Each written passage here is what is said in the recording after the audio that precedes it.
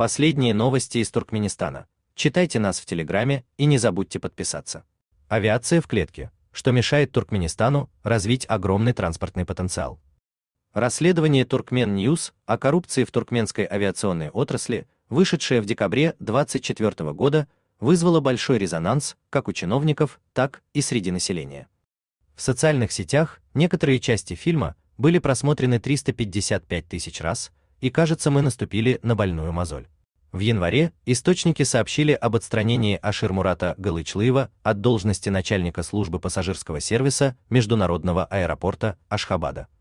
Галычлыев – один из тех, по чьей вине в Туркменистане невозможно достать билеты на самолет.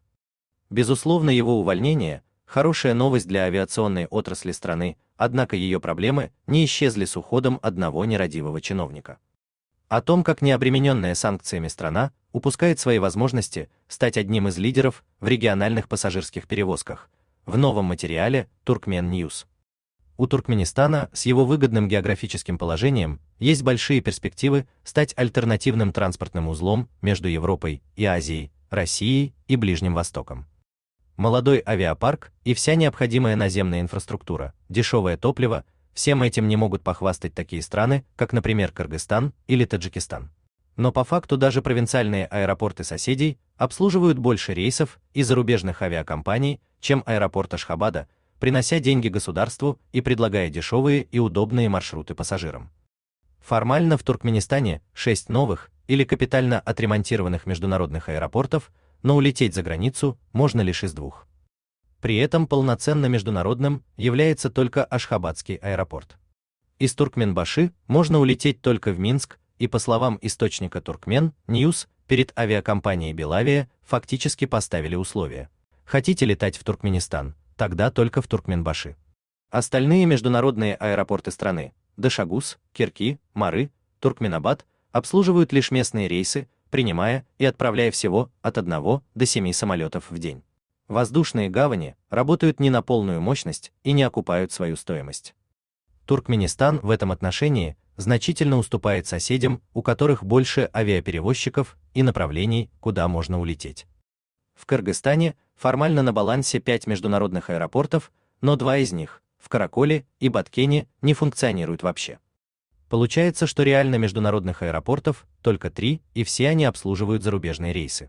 Туркменистан по числу стран, с которыми есть пассажирское авиасообщение, вроде бы находится рядом с Таджикистаном и Кыргызстаном, но количество конкретных городов, куда можно улететь у соседей, в 2-3 раза больше. И речь не только про направления из Душанбе или Бишкека, а про небольшие, но эффективные региональные аэропорты. Вот примеры, куда и какими авиалиниями можно отправиться из аэропортов Худжанда, Таджикистан и Аша, Кыргызстан. Со стороны выглядит, будто Туркменистан – это страна-изгой, которую со всех сторон обложили международными санкциями. Но такое положение она создала себе сама. Никто не вводил запретов на авиасообщение с ней или обслуживание ее судов. Более того, иностранные перевозчики сами просились на рынок. Тем временем подсанкционные Россия и Иран находят способы сохранять полеты своих авиалиний в десятки стран, потому что понимают, это выгодно и прибыльно. Получать выгоду сможет и Туркменистан, но он должен сам открыться. Авиасообщение с международными деловыми центрами оживит коммерческую активность, а если пустить в страну зарубежных перевозчиков, то вдобавок можно будет заработать на обслуживании и продаже топлива. В страну потечет валюта, поступление которой руководители страны требуют от чиновников постоянно. Туркменистан оградил себя не только от большого мира. Среди 13 стран, в которые из него можно улететь, нет ни одной страны Центральной Азии. Авиационные власти провели большую и долгую работу ради возобновления рейсов в Европу, но не сделали абсолютно ничего для полетов в ближнее зарубежье. Так, чтобы добраться до Ташкента или Алматы, находящихся в 2-3 часах полета от Ашхабада, пассажирам приходится делать долгий временной крюк через Стамбул или Дубай, либо ехать сутки, другие – наземным транспортом. При этом, несмотря на визовый режим, лишь за первые 10 месяцев прошлого года Узбекистан посетило 145 тысяч граждан Туркменистана. Это 5-е место среди иностранцев всех национальностей, побывавших в республике. В 2024 году Туркменистан в очередной раз вошел в топ-10 внешнеторговых партнеров Узбекистана и занял 7-е место с оборотом в $1,1 миллиарда. С такими цифрами никому в Туркменистане и в голову не пришла идея открыть прямое авиасообщение с соседями, хотя сами туркмены просят руководство агентства Туркмен, Хова, Елары сделать это. О смягчении же или снятии визового режима даже мечтать не приходится. Между тем Казахстан, Кыргызстан, Таджикистан и Узбекистан связаны друг с другом регулярными рейсами и часто между несколькими аэропортами. Почти все эти страны имеют авиасообщение с крупными экономическими партнерами на Южном Кавказе, Азербайджаном и Грузией. Вопрос об открытии рейсов из Ашхабада в Тбилиси стоит на повестке дня уже 9 лет, но прогресса нет. При этом Грузию в минувшем году посетило 17,5 тысяч граждан Туркменистана. В начале декабря прошла встреча посла Казахстана в Туркменистане Нурлана Нагаева с председателем агентства Туркмен, Хова, Елары Довраном Сабуровым и гендиректором авиакомпании Туркменистан Байрамом Баймурадовым, на которой обсуждалось возобновление полетов в Алматы. В результате было решено провести дополнительные консультации для разработки плана по возобновлению авиасообщения. Сколько времени это еще займет, неизвестно. Где на практике то стратегическое сотрудничество Туркменистана с соседями, о котором много говорится на официальных встречах? Дешевизна топлива – еще одно преимущество, которое сейчас не помогает туркменской авиации реализовать свой потенциал. Хотя авиакомпания Туркменистан получает керосин практически бесплатно, билеты она продает по абсурдно высоким ценам. Из-за картельного сговора, в который вовлечены туркменские чиновники, от авиации цены на билеты в Ашхабад и обратно задирает и считанное число допущенных на туркменский рынок иностранных перевозчиков. В первом материале Туркмен News приводил стоимость билетов на самые популярные направления из Ашхабада – Стамбул, Москву, Дубай. Слетать в эти города выходит дороже, чем добраться из Лондона в Пекин с остановкой в Ашхабаде. Но это не просто единичные примеры и даты. Вот как выглядят усредненные цены для туркменов и их соседей. За дорогими туркменскими билетами не стоит какой-то эксклюзивный сервис или уровень безопасности. К слову, лишь на двух последних дальнемагистральных Боингах, купленных у авиакомпании Cathay Pacific, есть хоть какие-то развлечения на борту, на остальных лайнерах вообще ничего этого нет, а на экране показывают просто небо. Пассажиры покупают билеты туркменских авиалиний потому, что у них нет другого выбора. С открытием рейсов в страны на востоке Азии сотни транзитных пассажиров коротают время в аэропорту Ашхабада в ожидании стыковочного рейса, однако вряд ли они в следующий раз выберут Туркменистан даже в качестве промежуточной остановки. Здесь у них нет связи с внешним миром, интернет-роуминг недоступен как вид. Крупнейшие операторы Европы, России и соседних государств прямо говорят, что в выбранной стране услуга интернета в роуминге недоступна. Роуминг на звонки в Туркменистане обойдется в 10 и более раз дороже, чем в Узбекистане. Люди не могут сообщить своим родным элементарного, прибыли они или нет, как им тут нравится, как прошел предыдущий полет и ожидается ли задержка следующего. Если у кого-то из читателей есть вопросы относительно того, при чем тут аэропорт и авиационные власти Туркменистана, то отвечаем. За транспорт и коммуникации в стране несет ответственность соответствующее агентство и ее глава Мамедхан Чикыев, чиновник, знающий обо всех проблемах обеих отраслей, но не делающий ничего для их решения. А что насчет интернета в аэропорту, услуги, за которую люди готовы или не готовы платить в подобных условиях? Формально он есть и стоит $5 в час, но воспользоваться им иностранцы смогут точно так же, как и большинство граждан Туркменистана, то есть никак. Заблокированы миллионы IP-адресов, ни одна социальная сеть или мессенджер недоступны. При этом даже оплатить эту бессмысленную услугу международной картой не получится. Нужно физически дойти до специального места, встать в очередь и заплатить в окошке сотруднику наличными. Ни в одном аэропорту мира такого позора нет. Даже в упомянутых ранее провинциальных аэропортах стран-соседей есть бесплатный и высокоскоростной доступ в интернет. В Аше, например, для этого не требуется ничего, а в Самарканде нужна базовая регистрация по номеру телефона. Что мешает Туркменистану предоставить открытый доступ в сеть иностранным пассажирам, не превратившись при этом в бесплатное интернет-кафе для всех прохожих, чего, очевидно, власти как раз и опасаются? Да ничего.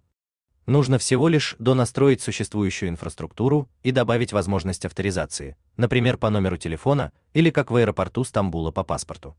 Однако в Ашхабадском аэропорту стоимостью в $2,3 миллиарда нет этих элементарных благ цивилизации. Люди вынужденно путешествуют не только по земному шару, но и во времени, откатываясь на десятилетия назад. Неужели те же самые наблюдения и выводы не могут сделать эксперты туркменской авиации? Или кто-то специально мешает им развивать отрасль? А отрасль ради личной выгоды тормозит кучка коррумпированных руководителей. Генеральный директор Агентства транспорта и коммуникаций при кабинете министров Туркменистана Мамедхан Чикыев, начальник агентства «Туркменские авиалинии» Довран Сабуров, начальник службы пассажирского сервиса международного аэропорта Ашхабада Ашир Мурат Галычлыев, отстраненный от должности после выхода предыдущего материала. Генеральный директор авиакомпании «Туркменистан» Байрам Баймурадов, его заместитель Гуванч Абашев и другие. Однако источник Туркмен Ньюс, проработавший много лет на высоких государственных должностях, считает, что проблема не только в конкретных людях, но и в неадекватной зарплатной политике. Официальные оклады туркменских госуправленцев несоразмерны их ответственности на постах. Цитата. «Ни один нормальный человек не будет честно работать топ-менеджером с зарплатой в 200-300 долларов в месяц, даже под страхом смертной казни. На такие должности и с таким вознаграждением никто, кроме воров, метить не будет», рассуждает источник. Он приводит в пример проворовавшихся чиновников, которых нередко показывают по туркменскому телевидению. Цитата. «Стоят с поникшими головами, плачут, говорят, мол, были все условия для хорошей жизни и работы, но они, дураки, воровали». Но ведь на самом деле зарплатная политика такова, что нужно или жить впроголодь в прямом смысле этого слова, или воровать по-черному. Конец цитаты. Достойная рыночная зарплата нужна не только руководителям, но и пилотам, членам экипажа, кассирам и остальному персоналу. Сейчас они не только получают мизерные деньги, но и зачастую живут в крайне стесненных условиях. В начале 2020 года Туркмен Ньюс писал о том, что 47 семей лишились своего угла в общежитии недалеко от аэропорта. Людей буквально выкурили из общежития, отключив им подачу воды, газа и электричества. На этом месте Хакимлик Ашхабада позже разбил аллею. Спустя несколько лет людям с горем пополам предоставили жилье в кредит близ Безмиина, но в другом общежитии, прямо перед зданием агентства Туркменхова Елары, продолжают жить еще 15 человек. Некоторые семьями много лет ютятся там на 12 квадратных метрах. Работники пишут письма высокому начальству, но ни Мамедхан Чикыев, ни Довран Сабуров на них не реагируют. Люди уверены, будь чиновники хоть на долю заинтересованы в благополучии работников авиации, они со своими полномочиями могли бы в короткий срок решить вопрос с жильем. Месячная зарплата командира воздушного судна в Туркменистане составляет около 1000 долларов. Эта сумма включает в себя базовый оклад и максимально разрешенные часы налета. Второй пилот получает чуть меньше, около 600 долларов. Для сравнения, авиакомпания Узбекистан Airways прямо сейчас набирает пилотов и предлагает командиру от 10 тысяч, а второму пилоту от 6 тысяч долларов. У авиакомпании Air Astana условия не хуже, до 10 тысяч долларов командирам и до 10,5 тысяч вторым пилотам. Бортпроводники в Казахстане получают в среднем 630 долларов и жалуются на эту сумму. А в Туркменистане их коллеги имеют всего 200 долларов в месяц. С выгодным географическим положением и развитой инфраструктурой, а также с дешевым топливом и огромным человеческим потенциалом, туркменская авиация имеет большие перспективы. Но сейчас ничего из этого не ценится по достоинству и не используется по назначению. Люди на высоких должностях сами эту ценность обозначают, но вот только для самих себя и за счет всех остальных. У вас есть что рассказать? Пишите нам в секретном чате Телеграма. Мы никогда не раскрываем свои источники и гарантируем полную анонимность. А если вам нравится наша работа, поддержите нас, становитесь нашим спонсором.